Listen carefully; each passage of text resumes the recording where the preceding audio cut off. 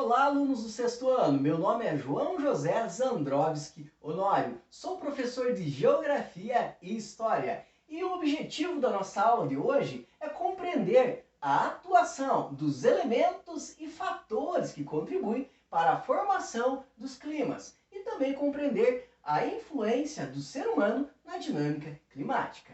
Mas, afinal de contas, você sabe qual é a diferença entre tempo e clima? Por que alguns lugares são quentes e outros são frios? Você sabe por que alguns lugares são chuvosos e outros não? E, afinal de contas, como é o lugar onde vocês moram? Pois bem, para falarmos da formação do clima, nós precisamos conceituar o clima. O clima, ele é composto, é o comportamento e a dinâmica das condições atmosféricas. Chuvas, ventos, temperaturas em um dado local. Isso, o clima, ele é o conjunto dos diferentes tempos atmosféricos num período de 30 anos. Para você definir o clima, então você precisa analisar esses tempos atmosféricos por um longo período. Já o tempo atmosférico, ele corresponde a um momento específico. Por exemplo, hoje o dia está ensolarado. À noite pode estar chuvoso e amanhã pode estar nublado. Vamos lá. Mas na formação do clima, nós temos aí alguns elementos e alguns fatores.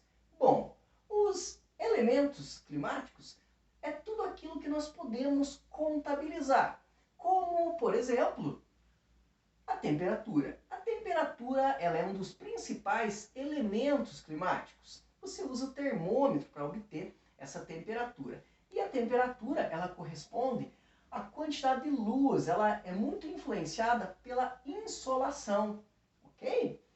Nós também temos outro elemento que é a precipitação. Você sabe o que é precipitação?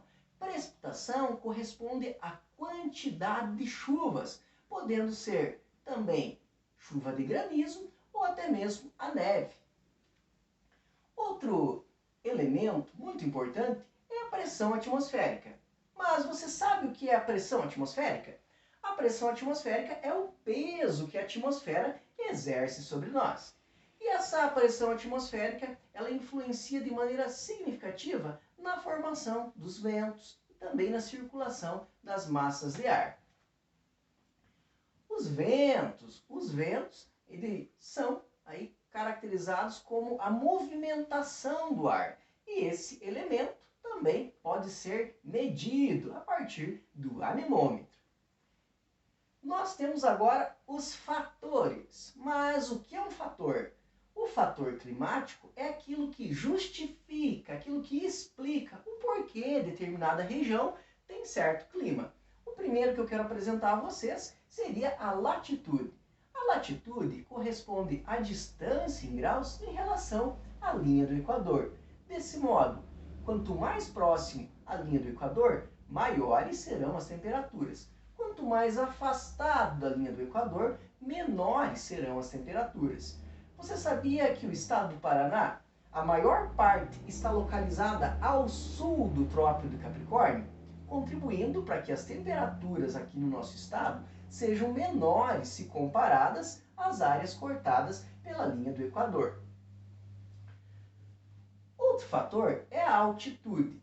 Você sabia que a cada 200 metros de altitude a temperatura diminui 1 grau? A altitude é medida a partir do nível do mar até o topo, até determinado local. Então, por conta disso, nós temos as áreas mais altas sendo mais frias.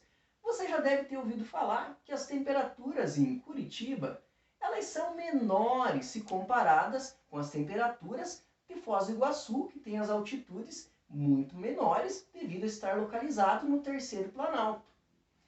Você já deve ter notado também que algumas montanhas, como dessa imagem que nós vamos ver a seguir, elas são cobertas de neve.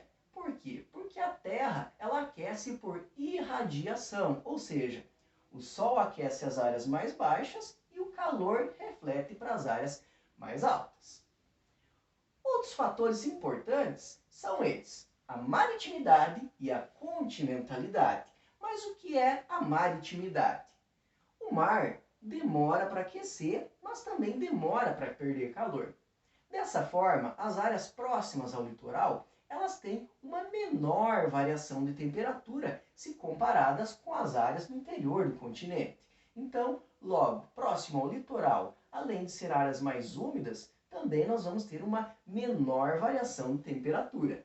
Já as áreas no interior do continente, onde atua a continentalidade, são áreas que aquecem rápido, porém perdem calor de maneira rápida. Essa é a continentalidade. Outro fator muito importante é o relevo.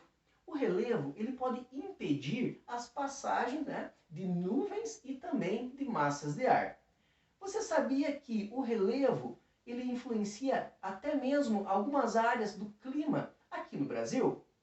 Lá na região Nordeste existe uma sub-região, que é o sertão, que apresenta um clima semiárido em virtude de um planalto, que a gente conhece como Planalto da Borborema, que impede que as nuvens passem para outro lado, formando assim uma região seca. O nome dessa chuva é chuva orográfica.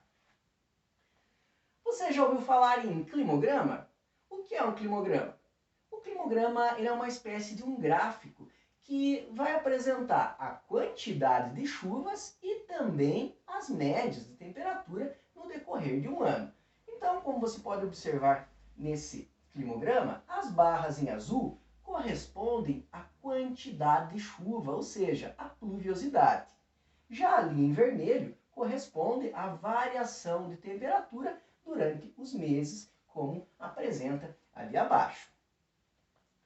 E agora que você já sabe a diferença entre elementos climáticos e fatores climáticos, é hora de fazer a atividade. Vamos lá?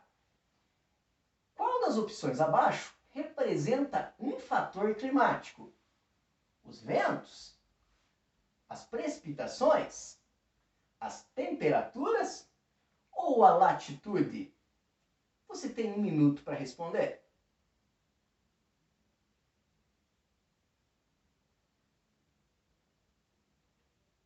Creio que você já respondeu. Vamos à correção?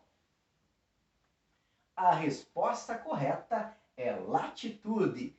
Com certeza você acertou. Parabéns!